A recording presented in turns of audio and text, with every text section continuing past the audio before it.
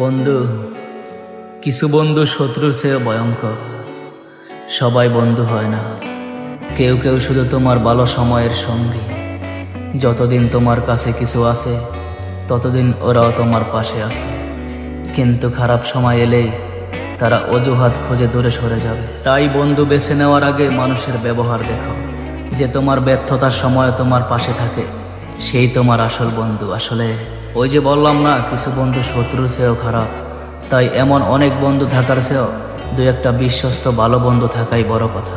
সবাইকে বন্ধু ভাবাটাই জীবনের সবচেয়ে বড় ভুল, কারণ মুখোশধারী চীনা মানুষগুলো যখন পিছন থেকে আঘাত করে সেই ক্ষতটাই অচেনা শত্রুর আঘাতের চেয়েও অনেক ভয়ঙ্কর।